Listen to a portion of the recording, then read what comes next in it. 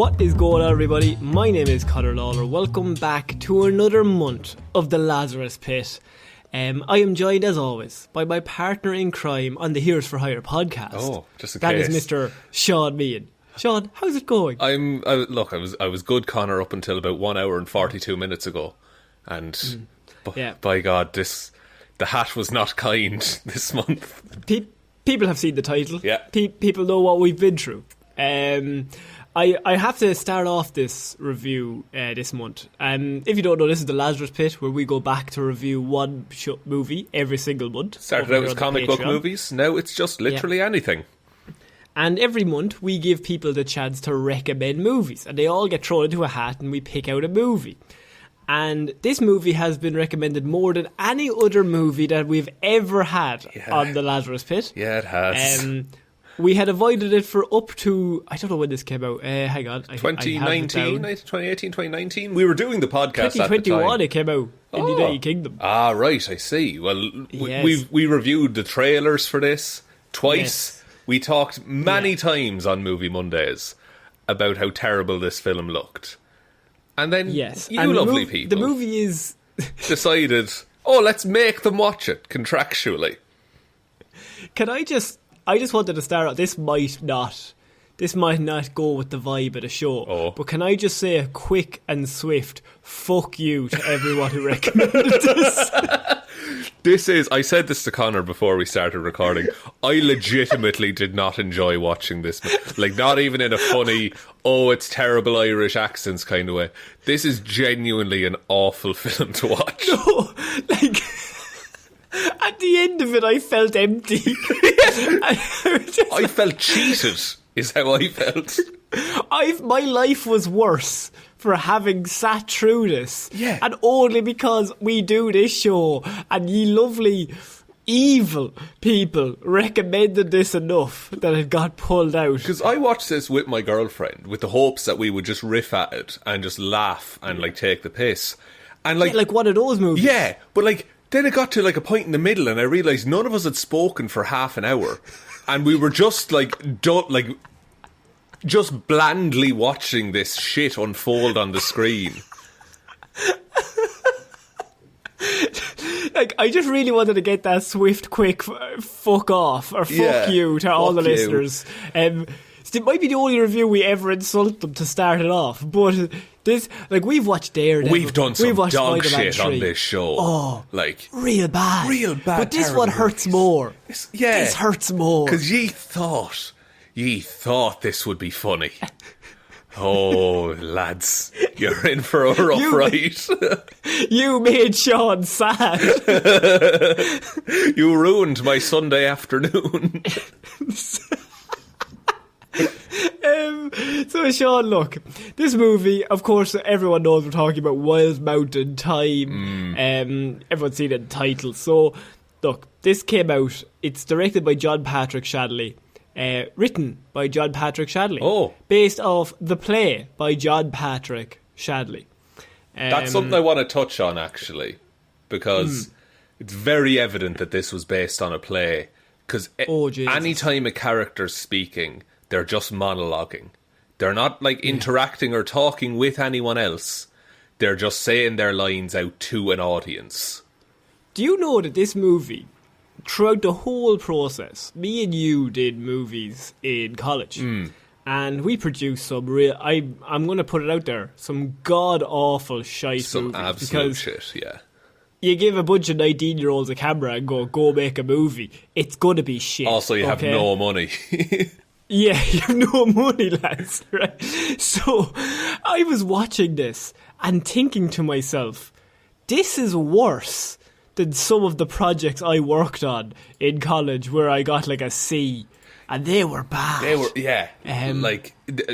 I did work on some good productions in college. Oh yeah, good productions as well. Like they do happen when you get better. Yeah. After year 3 of the fucking degree, you start to be a bit fucking competent. But this movie it never rose above. Like I could see the lad holding the camera as I was watching it. Like that's how it felt. I was like, I'm very clearly watching a film right now. And do you want to know the budget for this movie? Do you know the budget, or would you like to guess? $2 million? $5.5 million was the budget for this movie. Why and how? And well, I know how, because... Where? No, but where, Sean, is the great question. One thing I will praise about this movie, alright? And it's that... They had a drone. They did have a drone. I imagine that was given to them by Tourism Ireland so that they could get new shots for their fucking ads. But and the boys were like, this is the only camera we have. We may use this. We're droning everything, boys. No, like, the set design and the locations in this movie are really well done. Like, there's the farmhouse where Christopher Walken lives. I buy that as an Irish house. Now, maybe they just found that house and filmed in there. They didn't actually dress it very much, because 100% that's what happened. Because two things about this budget is that I wager a lot of it went on the actors, Emily Blunt, John Hamm, Christopher Walken, Jamie Dornan, but also the amount of production companies involved with this movie. That's so funny. The first point I have, and we're going to get into the movie, just actually first, I went on IMDb to find some trivia, because I sometimes think it's fun on this show, and maybe I'll throw a few bits of trivia that I found out through research. Yeah. There's only one piece of trivia on IMDb, and it just says, the Irish press were disappointed with the accents in this movie. Fuck, were we? Oh, so my first point in my notes, which I always take every movie, is... Holy shit, there's so many studios. There's like 8 studios. I counted 7. 7, right. Yeah. Like, and I think part of that is because this, like... Nobody wanted it. Nobody wanted it, but also, funding-wise, Ireland is very good to make movies in. You can claim back like 40% of the cost. But then, like, the sound is done in America. And then there's other stuff done in France. Like, it's all spread around, just to, like, up the budget and the things they can do with this film. So maybe that's why, like, it feels like a €500,000 film, because they just really made that money stretch. It's like a running gag at the start. Like, Lionsgate comes in, and I'm like, okay, grand. Because, you know, like, we've all watched a movie, and it does the promotion for whatever studio it is. Paramount or fucking Marvel or anything like that.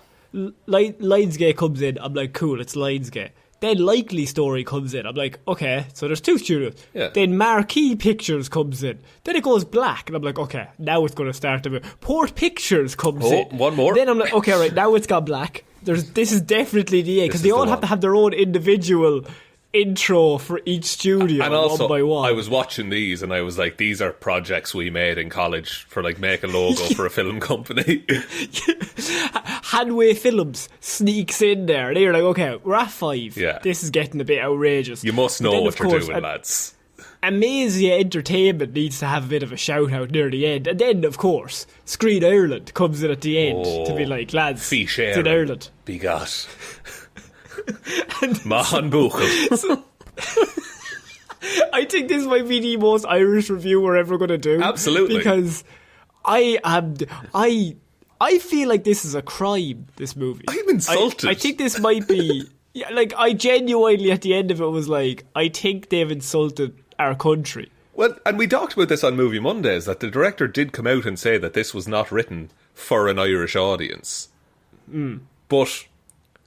It was written for Americans who want to go to Ireland but have never seen Ireland. Yes, which is exactly the same as The Quiet Man. It's horrendous. And we're not reviewing that one, though, because it's like 4 hours long. But, okay, so you get the lovely shots then of various parts of Ireland.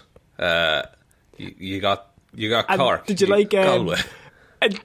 Did you like Walken coming in early? Walken's accent, by the way, is coming in early. Walken is the worst. I like Christopher Walken as an actor and I think as a person. But he is the worst cast person in this film. Somehow I think Dornan is worse. I don't know why. I think if Dornan was surrounded by better actor or better accents, he would have been way better in this movie. Like, and I want to pitch this to you, Conor, right out of the gates, right? Okay. Christopher Walken in this movie, you replace that man with Brendan Gleeson. I wager this movie gets better.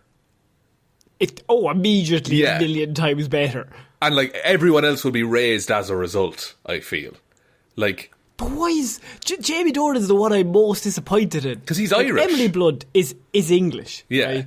That's fine. She's probably going to do a shite Irish accent. We just assume people will do a shite accent because it's very hard not to go into Abig or a bejesus. There's so many accents that you either have a weird mishmash of all of them, or you really just double down hard on fucking up one. The only two people that I know of from probably other places in the last few years is the lady from Normal People. The actress's name. She's English, but she did a really good Irish accent. And then, of course, Charlie Cox. Yeah, in Kin. In Kin, who we've spoken about, he does a perfect Dublin accent, which is so hard to do. So we don't have high hopes, but this is actually to a level that's not bad. I was literally watching it going, was there nobody on set? Was there not one actual Irish human on the set?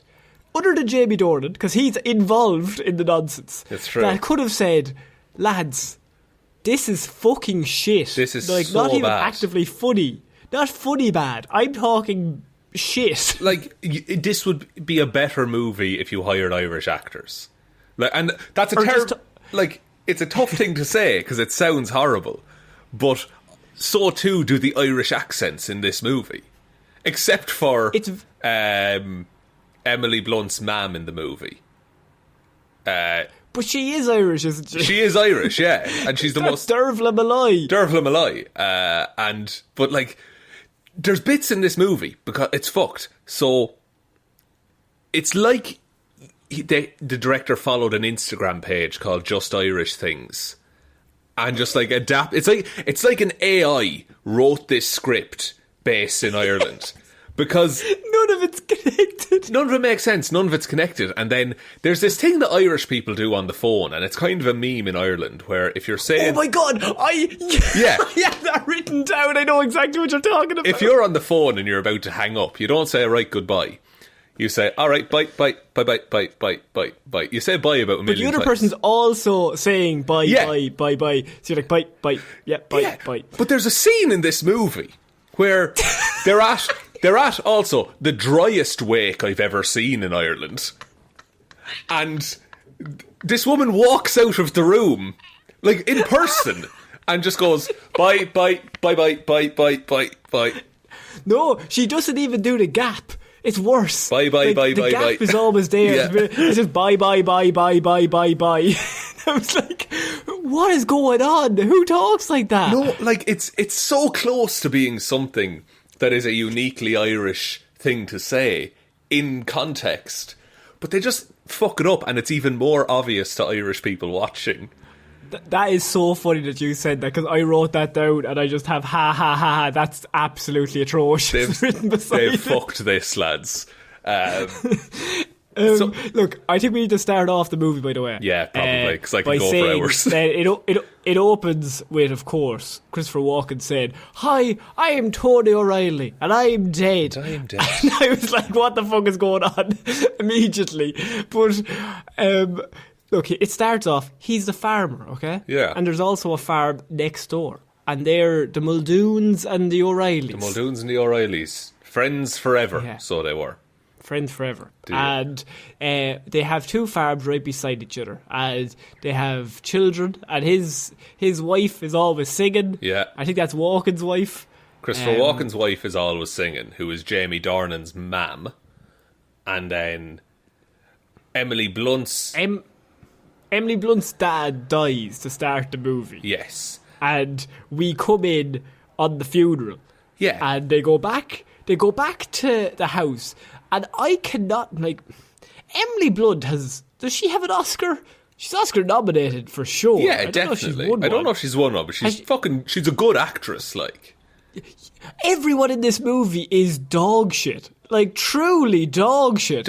The whole scene, every scene that everyone's in, the scene that's after the funeral is Jamie Dornan and Christopher Walken talking to each other. And I've never seen more disconnected, lack of energy in a scene in my life. And, like, yeah, because it's like a student film where you have actors who have never acted before and they're just reading lines to each other. It's like they filmed a rehearsal. But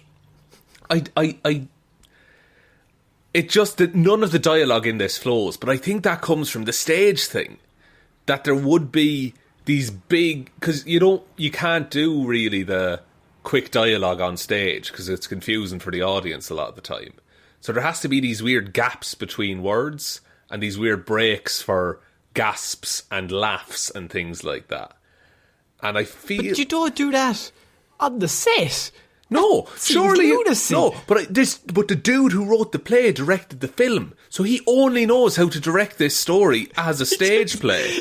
Someone's like, we should probably change this. It has pause for laughter. Yeah, and it's also there's no laughter. It's also why the camera work in this is dog shit. And the editing is dog shit. Like, he needs to cut off every scene about 3 seconds before he does. Yeah. It's very straight. He needs to cut half this movie, to be honest.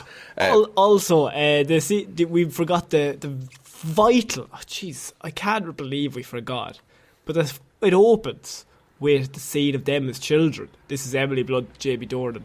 And Emily Blunt is up a tree. Yeah. And Jamie Dornan pushes her onto the ground. And... At this point, I'll be honest with you, that was the most traumatic thing I've ever seen in the movie. It reminded me of the end of Homeward Bound, when that dog runs over the hill. It was very emotional. But it's they're kids, like, at the end of the day. So, yeah, she gets pushed on the ground, and then she goes up and is sad, and her father plays her Tchaikovsky. She looks at her father and she says, and I have it written down, Mother Nature, why did you make me so? You're kind of heavy for a 7-year-old, aren't you? You're shit crack. Then she says to her father, I have no purpose. And because you see, here's the thing, this woman is only built to have sex with Jamie Dornan. Which, look, I'm assuming several women probably would like that on her, but I'm saying in this movie, this woman's sole objective in life is to marry this man and not have a personality of her own. That is very true, yeah. She is just like this wayfish fucking personality vacuum until she's around Jamie Dornan. She actually talks to someone. How did they get Emily Blunt to do this movie? I do not know. I imagine all of the Irish actresses refused. Yeah, like the one, you'd go to Saoirse Ronan. That's of course numero uno. Yeah. And you say, okay, Brendan Gleeson, Saoirse Ronan, Jamie Dornan. Dodal Gleeson. We're set. As the son. Dodal Gleeson. It's already written It's already in there, the same. But they went to Emily Blunt, who's, I'm assuming, coming off Mary Poppins with his films. Or A Quiet Place. The Quiet Place you would have been coming off of, like around 2018. Yeah. And they somehow got her. They must have kidnapped Krasinski or the children or something. Maybe they just wanted a holiday in Ireland, because I imagine this shoot took place over a week and a half, like, because it's 4 locations. And she was already probably in New York at the time, and they just said, here, do you want to hang out with John Hamm for a while? That's actually a good point, yeah. Her father then tells her right away that she's a white swan, which you think is metaphorical, but then she stands up and she says, I'm a white swan, and then she begins dancing like a white swan. Yeah. And then, very viciously, and throughout the whole movie, never lowers, the Harry Potter theme song plays non-stop. I mean, that's Swan Lake, though, right? Like, that's... It is, but I think they've literally taken the Harry Potter off the CD and they've just played it over this. Like, they never changed it slightly. Right, I say, I understand. It alternates between that and just Wild Mountain Thyme, the song. Because you would get a composer in, if you were doing a movie like this, to maybe do a rendition of your own, or maybe take a lot of the main elements of the song that you want to do it, and then maybe change a few things. Maybe the same, so people get the essence of that song, but like you change it up to go with this version. But no, let's just do that song, move it across here, and play it as loud as possible every time it plays. And look, there's also one other thing I'd like to complain about, first of many, but Christopher Walken at the start of this movie says there's an old Irish saying that if a man dies when he's telling a story, you'll know he'll be back. One, that makes no sense. And two, that's not an Irish saying. Two very good points. But I raised you, Christopher Walken isn't Irish, so how would he know? That is true. That is very, very true. So also the funeral, that man was a beloved farmer in the village. There would have been a massive fucking turnout for that funeral. And there's 4 of them just sitting in a room together. I just have a really quick question, by the way, before we get into anything. And we've been talking for quite a while now, and it's just, this is the worst thing we've ever seen. I'm so unhappy. My brain cannot comprehend this. I normally, with movies, we normally try, even bad ones. We'll try and find the good in it, No, this one is straight up, this made my life worse, and I really need to tell all the things that I hate about it. That's the thing, go ahead. My main question, Sean, to you, and it's just a very simple one. If you're writing this movie, it's basically about question 3 on the paper of what you want to accomplish. Because the question is, what year is this set? See, this is the thing. And we were trying to work this out as we were watching. And because we see an on-post van fairly early in the movie, and it's dated 2006. That's the year on the car, right?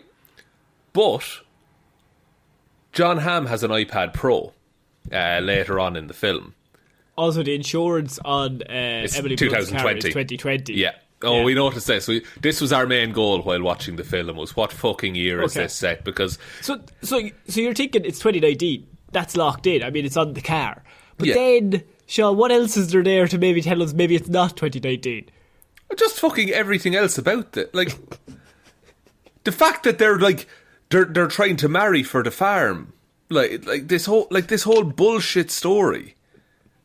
Did you see Christopher Walken's TV? It's from 1945. Oh yeah, this. See, I believe that though, because he's a farmer. He's set in his ways, that kind of vibe. But then John Hamm turns up later on in a car, and they all look amazed. Yeah, he has a car. That's true. He has an old Rolls Royce. We have cars in Ireland. Yeah, there's a lad in town that has a Tesla, and everyone talks about him. Doesn't really prove our point. No, it doesn't. It doesn't. But I was watching this movie, and offended, actively offended for our little country. Yeah. And, John Patrick Shanley thinks that we don't have really anything other than fields, and I was sitting there going, but Google and they have Microsoft all have offices in Dublin. No one in this movie has a mobile phone. No, but then I couldn't figure out what was going on, because even a farmer now, doesn't matter where you go, they probably have a mobile phone. Farmers are have some of the most cutting edge technology for farming as well. Yes, they're not going out picking mushrooms by hand, I could not. I was genuinely watching it going, so John Hamm the American, he has a phone, okay, but everybody else in Ireland apparently doesn't have a phone line, doesn't have any connection to the outside world, never been to America, never been anywhere outside their own little village. Also, there's a point later on where they say, it's this new Guinness in a bottle. Will we try it? It's what the fuck, lads? When is that said? Did Guinness in a bottle start in 1950 something? I don't know, but it's very strange. I'd wager the bottle came before the can. That would make sense. It's so strange. But yeah, so then we have to come back from the funeral, and Jamie Dornan is there, and he's talking to Christopher Walken in one of the worst scenes you'd ever see. But then Dervla Malloy comes in, and she's like, Rosemary's out the back there, she's having a smoke. That's a great line, in fairness. She says, what is it? She doesn't like me to see her smoking, and she's always smoking, so I never see her. Okay, that makes sense. Then there's also the scene where it's just Jamie Dornan he doesn't move like a human being in this movie. Well, or act acting. like a human being. Yeah, he's acting like, and I've seen Jamie Dornan in The Fall, and he's really good in that. Yeah. And then I'm watching this, and I think he might have fallen on his brain because it's awful. And then he's like, "I'll go talk to Rosemary," and she's out the back in the rain. Yeah. And then what proceeds is, I think every scene with the two of them in it is the worst scene in the movie. Oh yeah, they have no chemistry at all together. No. It's just her going, "Will you ride me?" and him going, Jez, the cows are loose. Yeah, Jez, I can't be sure if I want to, because we'll get to what I am. We'll get to that plot point.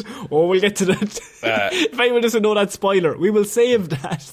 But then a fella called Bad Luck Cleary drives up and is like, "Oh, your horse jumped over the gate."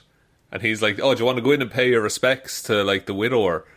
He's like, "Oh no," and then he drives off.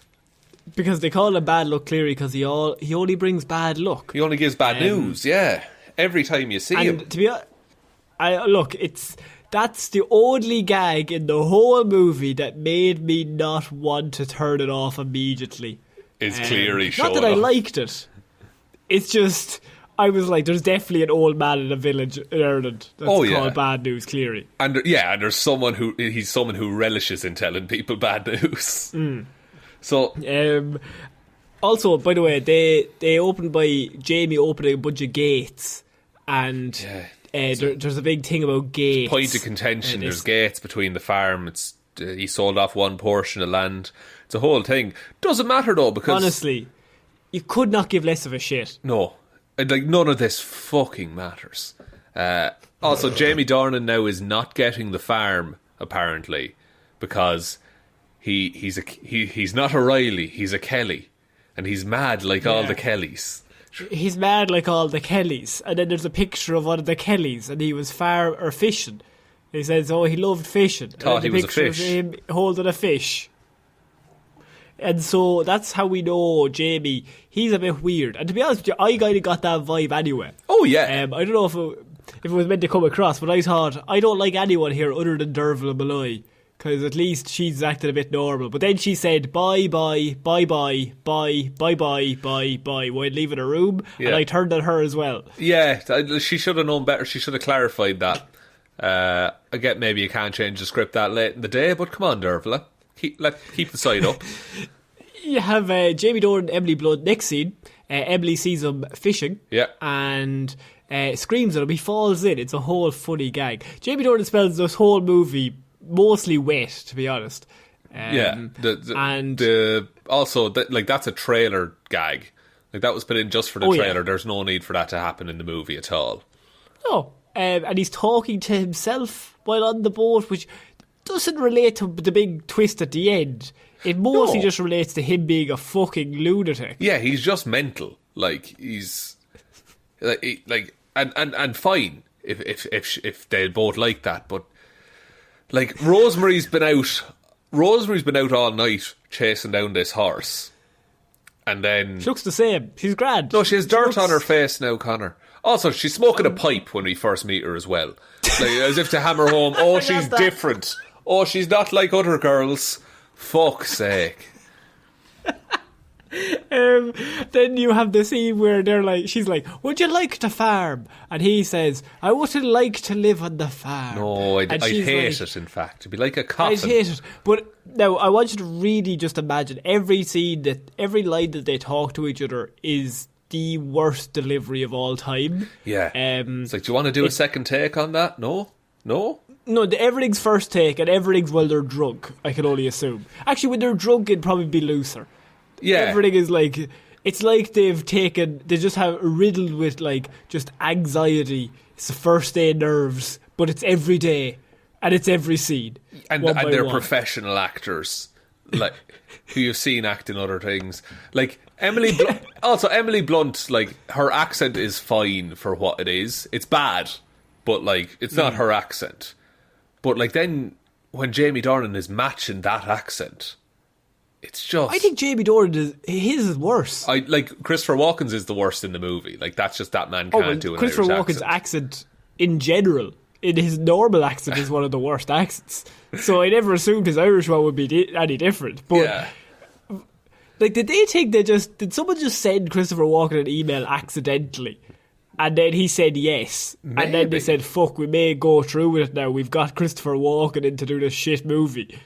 Maybe, because like he just takes you out of it any time you're looking at him, because all you see and hear is Christopher Walken. Also, Jamie Dornan then says to Emily Blunt, Ireland is a terrible place for a decent person. Which is... Because... I mean, I guess... I don't... like, that's a terrible thing to say in a film about Ireland, though, isn't it? I just thought it was mean. Yeah. What's the rationale behind saying that? Because, okay, fair enough, you didn't write it for an Irish audience, but they're the ones who would sympathise with that if it rang true to them. But when it's written for like an American audience who you're trying to get to go visit Ireland, why would you put that line in? And I just really want to make this cannot be clearer. He says Ireland is a terrible place for a decent person. Like, we're all going to die. I'm so depressed. I'm so sad. You need to move out of this country. Fuck off. It's 1957 and 2019 at the same time. I hear the Titanic is leaving from Belfast soon. But also, did you get the new Samsung? Yeah. It's real good. And then, simultaneously, he walks away. And Emily Blunt, having heard this, I could only describe it as one of the worst movie speeches ever. She then proceeds to act like she's all hot and flustered and completely just enamoured with this man and his illustrious wordplay. Which it's just, ooh. We have seen nothing to show that, like, up to this point in the film. Like... He just looks like Jamie Dornan, which, okay, fine, and she looks like Emily Blunt, but they've said nothing to each other. No, there's no indication that they even like each other. The only thing we've heard is that he pushed her down once as a child. That's it. And you know what's even worse? We don't even see the fucking push. No, we don't. It cuts away, and it cuts back, and she's just on the floor. At least give me the fucking push. You can't make kids push each other. It's against the law. Doesn't have to be that hard, just a little one. What did he do, like drop kick her? Oh, Jesus Christ. It's like, oh no, he pushed her off a cliff. That's what happened, but she was a swan, so she just flew. Oh, she died. This is her twin sister. Now right. It makes sense. So then he gets a letter from America. And the American letter, he's like, hey, Christopher Walken, Dad, what's the story with that letter? And Walken's like, here, say nothing of it. Leave me alone. Don't read the letter. It's my letter. Big Arabic Jesus. Talk to you after top of the morning to you. Fuck off, he says. Yeah. And Dornan doesn't like this. And Dornan's a bit sus about the whole thing. It turns out the letter is from Christopher Walken's brother in America. Yeah. And his son. Yeah. And they're coming over, and Walken wants to give them the farm instead of Jamie Dornan for some weird reason, because he's an O'Reilly secretly. Not even secretly. Like, he's the O'Reilly, like, because his brother's son, he just sees as like, oh, he's an O'Reilly and he's a good level head on his shoulders, and he's an American lad who his dream is to be an Irish farmer. Whereas Jamie Dornan is working on the farm, but Christopher Walken is like, oh, I know you don't like it, and your heart isn't in it, and you're mad as a bag of cats, like all this kind of stuff. So he just pulls it out from under his son, like, immediately. Have you ever heard any human in Ireland talk like this? No, I don't think so. None of this dialogue tracks with any conversation I've ever had, ever. Ever, with anyone. Not even like an 85-year-old woman who lived in the 50s, which I'm assuming this is when this is set. Yeah. But everybody has iPhones. It's very strange. So yeah, their letter comes along, and you know, here's the thing. John Hamm is the fucking cousin, right? And so they go to a talent show then, and this is a good one, because it's an Irish movie, so everybody has to go to the pub. Step one. Step two, an owl sing-song breaks out. Well, I'd just like to clarify, the owl sing-song does not have a stage set up with bunting and talent show written behind it. It's a load of lads in the corner and everyone gets a turn to sing. And that would be a more authentic way of doing this scene as opposed to the bullshit that is delivered to us. And so there's just a singing scene. It's fine. It just happens. Yeah. Emily Blunt, nice voice. Yeah. That's it. Sings Wild Mountain Thyme at Christopher Walken to make him remember his dead wife and to give his son the farm. And then the next scene is them at the gates, and she's like, give him the farm. Be Gorabit Jesus. And Christopher Walken is like, I'm not going to give it to him. To her. And then she's like, I'm going to marry that boy. And then Walken's like, you'll be waiting a lifetime to get that boy to marry you. Then I'll wait. And then she says, I'm going to freeze me eggs, which came out of fucking nowhere. Yeah. Again, throwing further confusion into what year this is. I was like, did they have that technology in the Titanic times? Maybe. I mean, there was an iceberg. No, I can't. Probably not. No. You want to freeze your old body there now. Ha ha ha. Like Walter Disney. But like, no one talks like that. Even in a fight, even in a hectic situation like that, no one would end up with that discussion. It's also revealed the reason that they have the gates on the farm is because after Jamie Dornan pushed her as a child, Christopher Walken sold her father that piece of land so that she could own it. And now the issue is that Christopher Walken can't give the full farm to anyone, so he needs that piece of land back. Yeah, if I can't give my son the full farm, I will give it to John Hamm, who I have never met in America, who has no interest in farming. He knows nothing about the farm, and he doesn't know how things work. And by all accounts, he's been to Ireland like twice. So here's the thing. The next scene, John Hamm turns up. The Americans are here. And you'll notice that the Americans are played by very suave people. They seem very intelligent. Yes. Modern. All the Irish people, I'll be honest with you, are from the 1920s. So we are, I would say, oafs. Fools. Idiocy. A laughing stock, if you will. Yeah. A laughing stock. Jeez, we've nothing over here. Nothing over here. Well, how are we recording this? Well, you have your gramophone and I have my gramophone, and then we play them at the same time on another gramophone, Conor. I was literally sitting there watching it going, we've had the famine, we've had the Civil War, we've had the English coming over, taking over for 800 years. This is right up there. This thing I'm watching right now is, it's about the same level. Yeah, and like they're in Terminal 2 of Dublin Airport as well. Like, that's a recently built thing, first of all. You were checking the terminal. Yeah. That's the Aer Lingus terminal. That's the fancy one. But also, it's a very quiet terminal for a flight that just came in from America in the arrivals gate. There's only 2 lads on it because everybody else is at home on their farm. Ah, right, of course. Yeah, Jesus, COVID and all that. That's probably it. So John Hamm's like, I'm not going to the farm in your little shitty car. I'm going to rent a car. So he turns up to the farm in a Rolls Royce. Yeah. And, boys, everybody's shocked. They've seen a car. And they're like, does it drive on all 4 wheels? How does it run? Does it run by steam? What is the story here? Christopher Walken is like, it's the finest car I've ever seen. And it's like, you probably saw pictures of a car before. Like... Simultaneously, Jamie Dornan is going around with a metal detector and a weird coat. And are we meant to like Jamie Dornan? Because I hate him. That's the thing, yeah. Because earlier on, before this, Jamie Dornan had gone over to Emily Blunt's house with a ring, but had lost it on the way. So he took up a metal detector and decided to go around hunting for this ring. And he's doing this while, I think it's his father's birthday party is going on.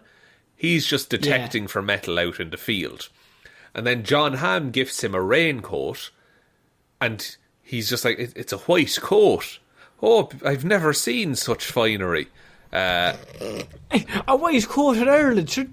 Why would you have a white coat in Ireland? I spend all my time in the fields, lad. I'm always covered in pig shite. What would I need this for? My clothes are shit coloured. And then John Hamm starts flirting with Emily Blunt, and honestly, there's more chemistry there than there is between her and Jamie Dornan.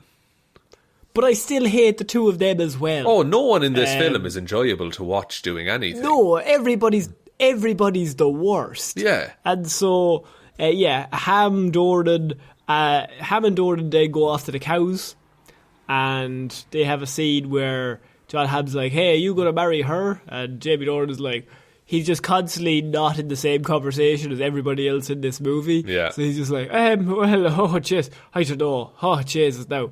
And then John Hamm's like, I'm probably gonna try and get with her. And he's like, Jesus, no, do you want this farm? And John Hamm's like, yeah, I'll have it. Oh, I'll take the farm. Jeez, if it's going, sure. If no one else wants it. It's a really powerful scene. It really gets across the level of stakes here. There's 2 gates, there's 2 farms, and there's star-crossed lovers. And I'll be honest with you, I'm emotionally invested.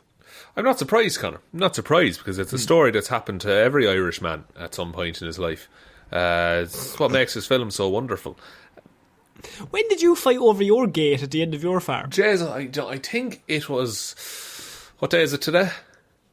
It is Monday. Okay, so it was Sunday that this happened. Yesterday. Only yesterday, yeah. Got new gate, you see. I did mine, the summer of 07, I did mine. Oh, a good year. Big family dispute, but I was feeding the pigs and the cows while I was going on. Right. And then I came back into the home and I closed the shutters.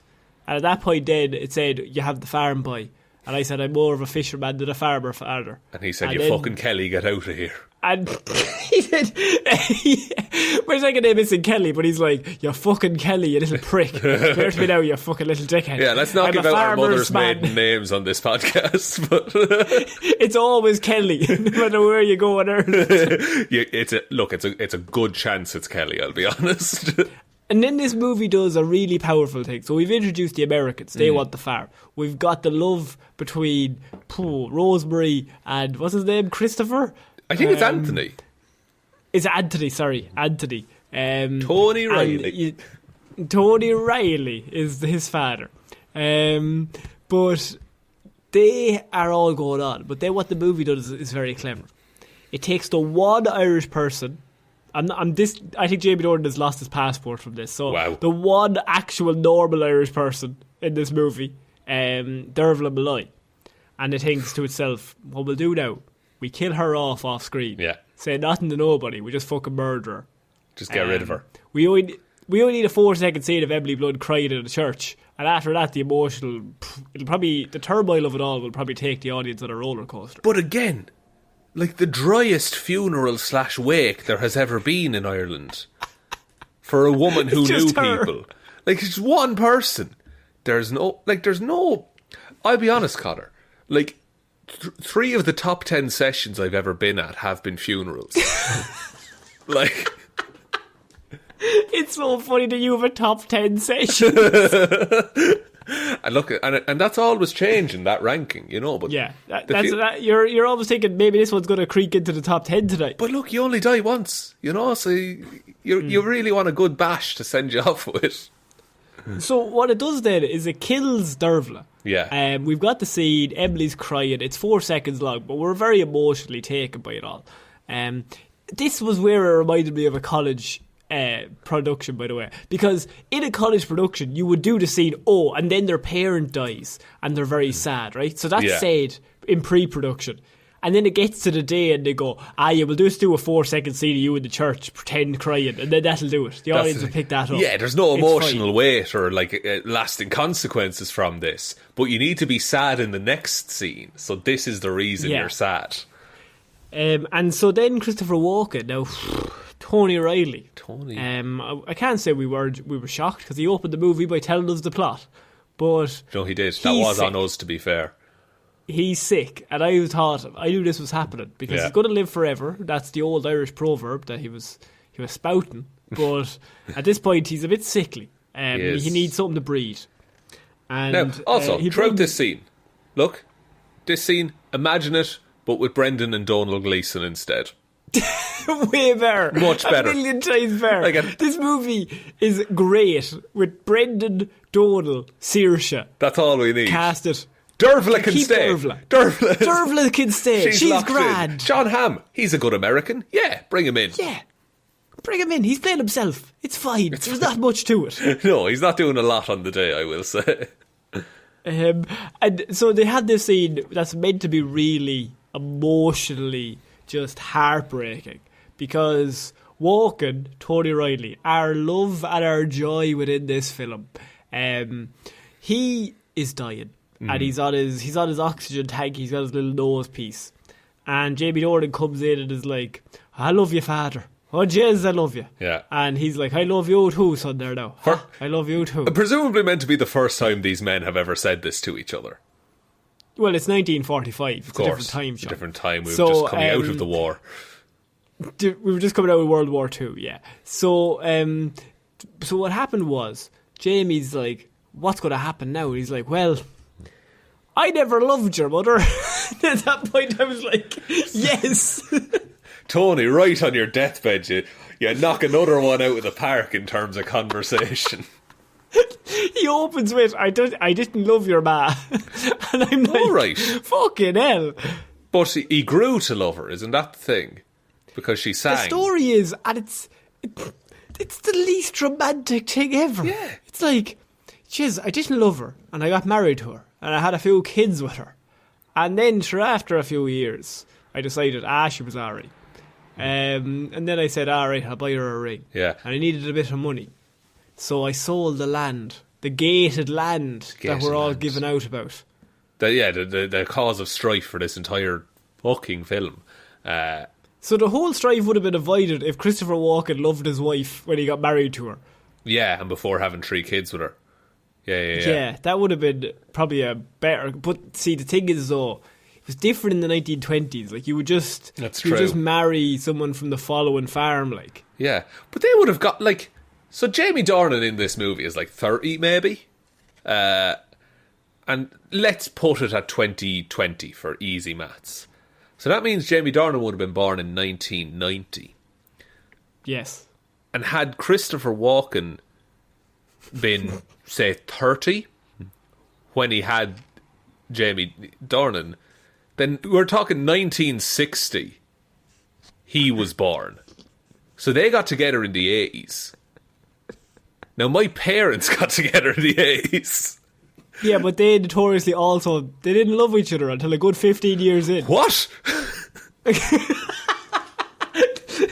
Hang on a second, I better make a call. Is what Conor said true, man? I'm not a patron, son. I don't know what he said. Well, it's $5 a month now, man. I'll talk you through You'll get a shout out as well now. What's your middle name? So what happens is Walken has sold the land. So that's where all this strife is having come from. And then just before he leaves, he's like, "Do you want me to give you your oxygen?" And he's like, "I don't need it for tonight.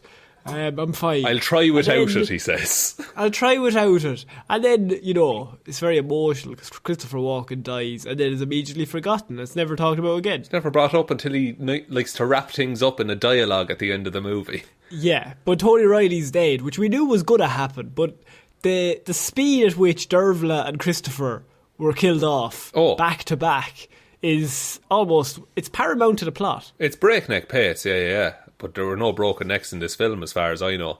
But so now Anthony has the farm. Rosemary also has her farm. But they're like, what is that relationship now? Because it seems like they both just don't want to be together. Like, yeah, the vibe I'm getting is that I hate them. That's the vibe I'm getting. It's a swift, I don't want to watch any more of this. If the movie ended right now, I'd be happy. Yeah. And I don't give a shit if they get together. Yeah, because but we must trundle on. That's true, because there's I think at this point there's maybe like 40 minutes left of the movie, and it, like, we're going to go into it, but we could just gloss over most of it, because she also, this is the scene right afterwards where he goes to her farm and she's like, really, like, "I'm in love with you. Do you want to marry me?" And he's like, "Vacate the country. Yeah. I'm so sad. Jesus. You should leave. Get out of here. You should leave. I hate you. I hate me. I hate everyone. Oh, man." And you know what? But it's not like... But you know what? It's not even so far that he hates everyone. Like, if there was a really interesting story here where this man was actually going through depression or some sort of really sad moment in his life, and you could understand his actions through that. Okay, well, maybe he's lashing out because of, he's sad from his father dying. It's, of course, the emotional weight and turmoil of it all. I mean, it makes sense that he would be pushing everyone away. It does not do any of that. No. It just is like, right, he's dead. He's still a fucking prick. They've no chemistry. Right, talk to us after. Later on in this movie, they have this really awkward conversation about mental health while they're flirting with each other. Are they flirting? I don't know. They're drinking. We'll get to that. Because she flies to America for a day. Goes to... A day? One day in New York. And then she goes to the ballet with John Hamm. And she starts bawling. And then they go to dinner and John Hamm is like, oh, marriage is a business arrangement. Marriage is a sensible thing to do. And she's like, but it's about love. And then she presumably flies back on the quickest Aer Lingus jet I have ever seen. And also they kiss. They do have a kiss. I blocked that. Sorry, they kiss, right? And she's stunned afterwards. And then it cuts to her back in Ireland, still stunned. Still stunned. In my head, she read through the whole of the Parters. Yeah. She's buying a magazine in the shop in the airport, still with just that face. They're checking her passport and they're like, yeah, it matches perfectly. She looks like she's hiding something, though. Has anyone checked her? Yeah, has anyone searched this woman? What's going on here? They kiss. It's a big, massive thing. She goes back to Ireland. Now she's really pissed. Yeah. Because she's like, John Hamm's he's after trying the moves on me before Dornan. And she's basically throwing herself at Dornan through the whole movie. She's like, my whole personality is based around this one man. Throughout her whole life, she's been throwing herself at him. She's never done anything else in life unless it was about this one man. Yeah. I think this is the anti-Bechdel test. This movie is the opposite. It really, really could be, because most of it is just them talking about being in a relationship with Jamie Dornan. With him. It's never from his point of view with her. It's always like, yeah, but what about him, though? I'd love to marry him. There are, I would say, at a push, 3 female characters in this movie. And one of them is some random girl Jamie Dornan meets in a bar. But she also wants to have sex with him. She also wants to have sex with him, but he's oblivious. And then they go to a graveyard. That's a very Irish thing. Just being like, let's go to the graveyard, sit on the wall and talk. But then there's Dervla, who is killed off. And then there's Rosemary, who is just obsessed with marrying Jamie Dornan. But Dervla also is like, you should marry Jamie Dornan. That's true. So it's basically everyone in this whole movie just like, you should marry Jamie Dornan. Yeah. Is the plot of this film. And Jamie Dornan's like, oh jeez, I'm so aloof. I don't know what's going on. Are people meant to be like me? I don't know. I hate him. So then he gets on the plane. John Hamm rings Jamie Dornan and he's like, I want to marry Rosemary. Yeah. And Jamie Dornan just rolls over and is like, yeah, come on over. Yeah, okay. Yeah, fair enough. Yeah, sure, go on. Right, bye. Bye. No, he says bye. And so then he goes over to Emily Blunt's house to tell her. Yeah. It's basically that and it's the pissing downs of rain at the time as well. Did you really like when clearly there was a guy standing above him and put a bucket of water over him? Yeah, because it's raining, and then there's just a torrent of water directly above Jamie Dornan. Just clearly a bucket. Yeah. Not even hidden in any way. It's just a man holding a bucket. And I looked at the house, and there isn't a gutter pipe above the front door where that could drain out of. You were doing checks, structural checks on that house. I want to make sure every aspect of this film lines up. And so she keeps hearing Anthony in the wind. In the wind. Until he turns up, because of course she's a woman, so she's mad about Jamie Dornan. That's the plot. I think we've been over that. And this is really where it gets just fucking weird. He comes over, and the whole big end of this movie is John Hamm's on the plane. Yeah. And the two of them have this like proper like enclosed scenario where they're trapped in her house because it's lashing rain. Yeah. They're like, John Hamm's coming on the plane and there's a time pressure. And you're like, they better fall in love quick because this is his last chance before John Hamm strolls in through the door. Yeah. And then he says to her, I've invited him over to check you out. Yeah. To look you over. Like it's to look you over is what he says. Like, now, Sean, I know it's set in the 30s, but even then, that's rough. Even then, you wouldn't fucking say it to her, would you? Like, he wants to come over and see you. That's what you would say as a normal human. Not like you're selling a cow. Like. Yeah. If this is 2019 and he came over, by the way, this is set in 2019. Yeah. And he comes over and he's like, I'm after selling you off to John Hamm. Can we cancel Anthony Riley in this movie? Because, like, that's what, like, think of all the shit that happened in 2019, man. And this is the way that this lad thinks about the world. Like, but no, you see, you think, but the Me Too movement never reached him. He doesn't have a phone. Oh, of course, he's not on Twitter. He doesn't have actual internet. But, okay, first of all, he would. Because there's that rural broadband scheme that the government are doing. Yeah, well, look, we know that. That was well underway at the time. Does John Patrick Shanley know that? I don't think so. Also, they're having Guinness. They're sharing a bottle of Guinness out of two of the smallest glasses I've ever seen. An absolutely disgusting bottle of Guinness. Oh, filthy. Absolute filth. No head on it at all. Not one bit of head. Completely flat. No. Two little shot glasses of Guinness. No head in this movie at all, lads. If you went over to somebody's house and they served you that tiny glass of Guinness with no head on it, would you be back? I don't think so. Not for the Guinness, surely. Now, if I like their company, fair enough. But if it's just like, oh, come over and we'll have... What if they tried to sell you? Come over, we'll split a bottle of Guinness. Yeah, while you try and fucking auction me off to the highest bidder. He paid her dowry.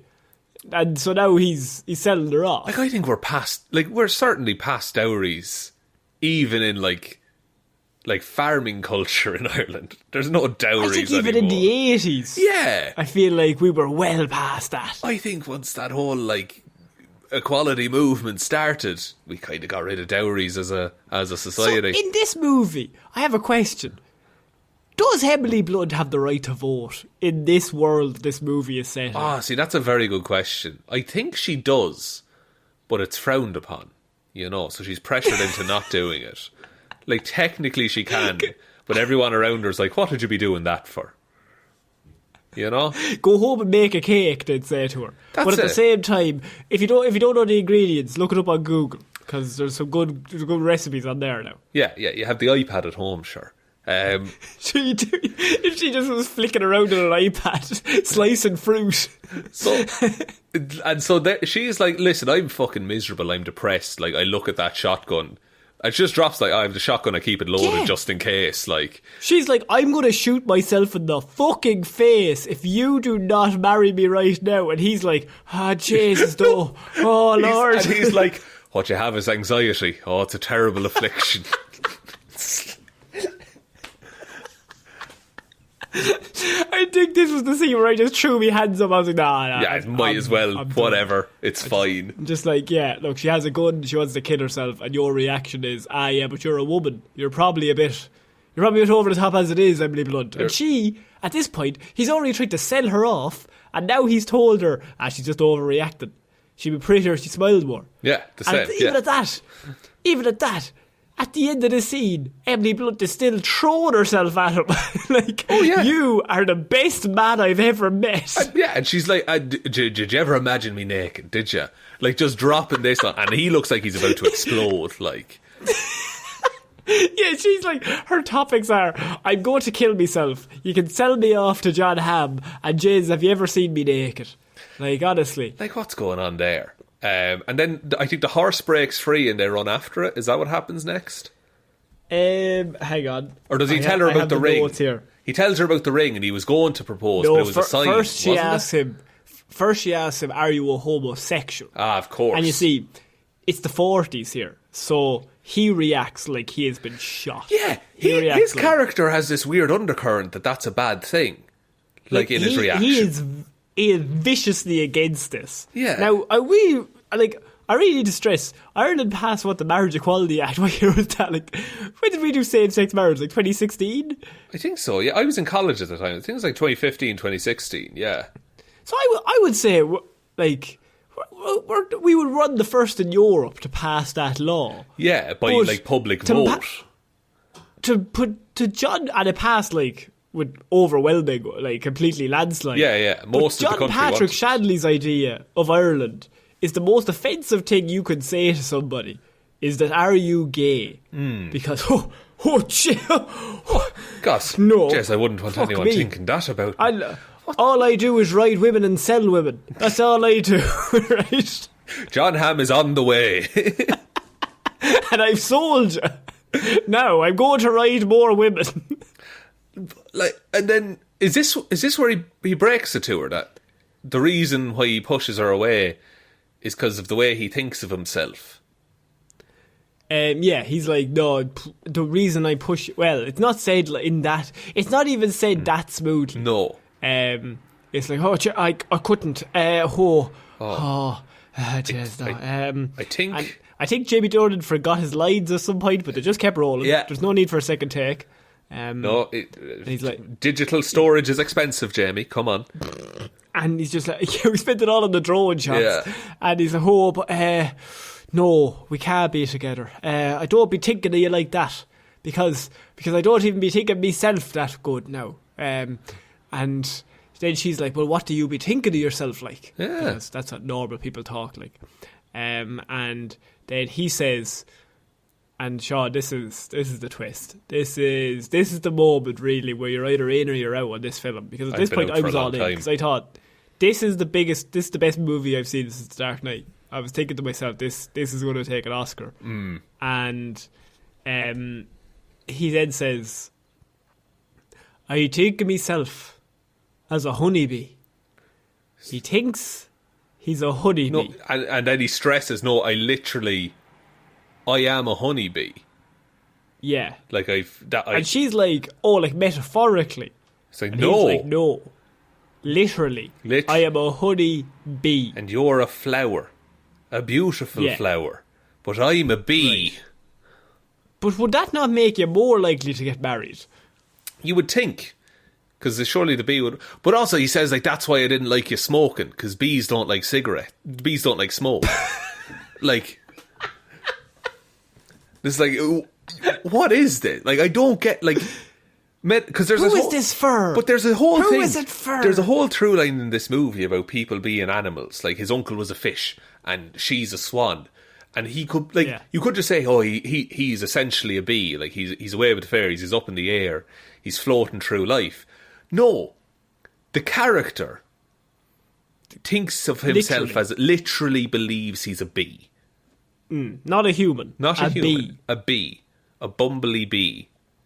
Now, if you were rather male, female, whatever, and your potential love interest is in the room, and they start off by saying, I've tried to sell you to somebody, and then they tell you, oh, Jez, I couldn't even talk to you, I've never imagined you naked. Then you tell them, I'm going to kill myself if we don't marry, and they go, you're just anxious, would you stop?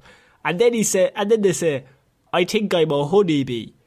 At that point, no matter how late it is in the nightclub, no matter how dark, I think you leave and you say, I'm done here. Yeah, I think I've had enough. Let's part ways and never speak again, please. But no, Emily Blunt says, that's okay. You be a honeybee, I'm still madly in love with you.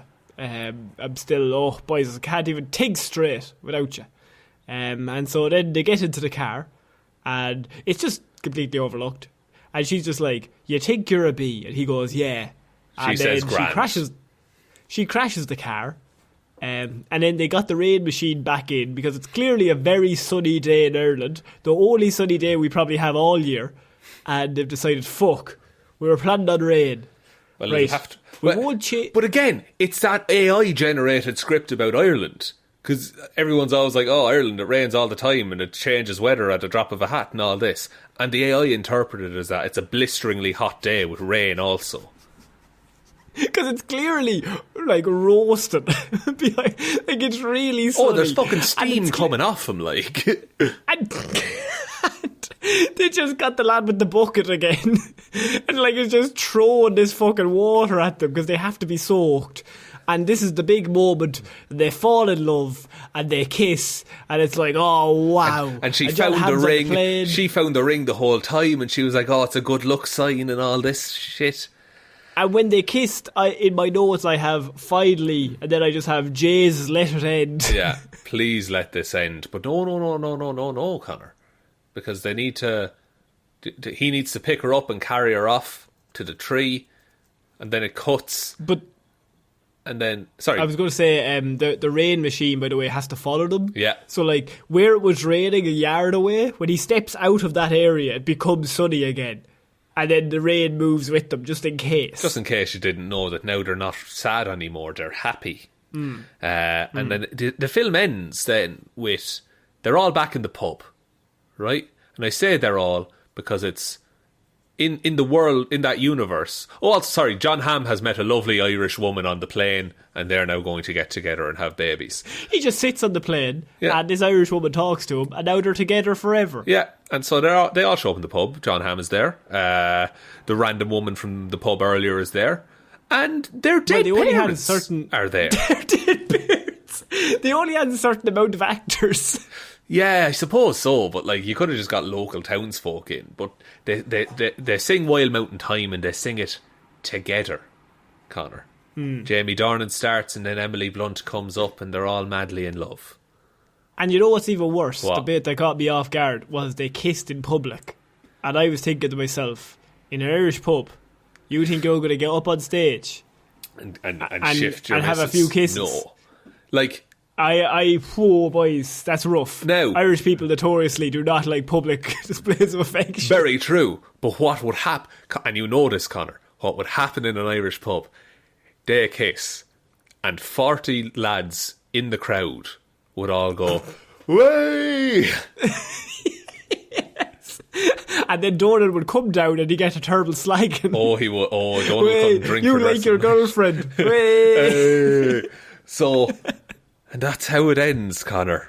And then the credits roll, and I think Emily Blunt's costume designer got a higher billing than Emily Blunt in this movie. I think her costumes are lovely. Costumes are great. Emily's costumes were the bright points of a movie that I think this gets thrown around a lot, and I think it can be a bit of hyperbole.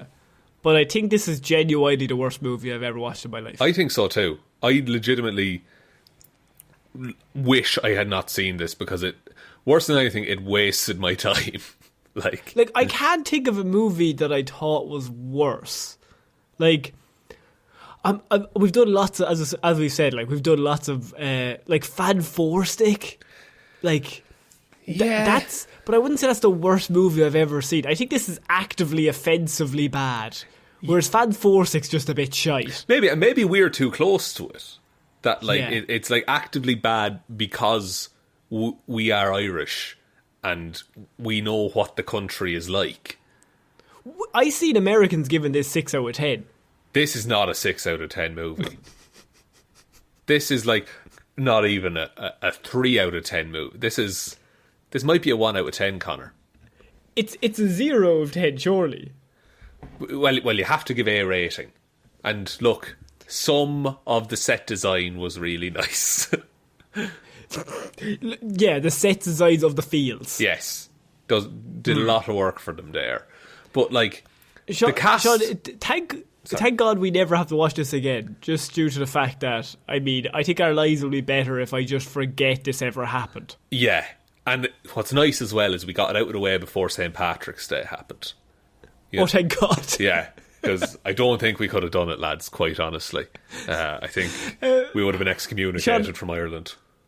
So what are we giving this out of Weetabix? Oh. Do you know what? It's an empty bowl for me, Conor.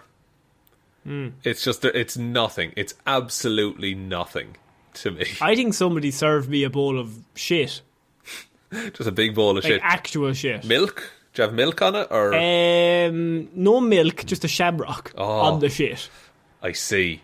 Okay. Okay, it's like it's a shamrock shake, but it's like sour and somehow full of pepper, and like none of it works.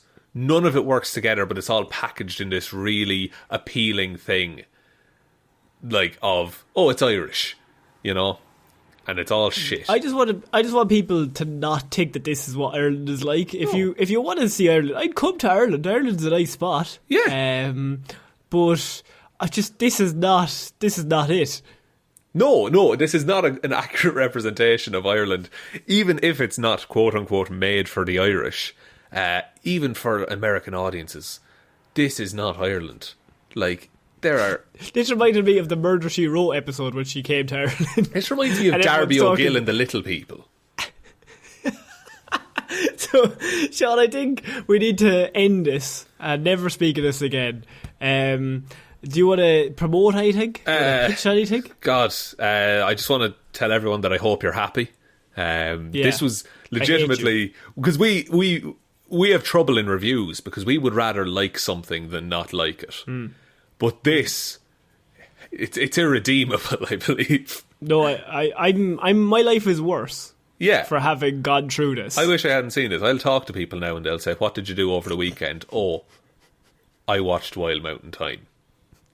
Yeah. So I think we don't need to promote the Patreon or the Twitter or Instagram or anything like that. I think the best way to end the show, Shaun, is the only way that I could end this possibly show, is to say bye bye bye bye bye bye bye bye bye bye bye bye bye bye bye bye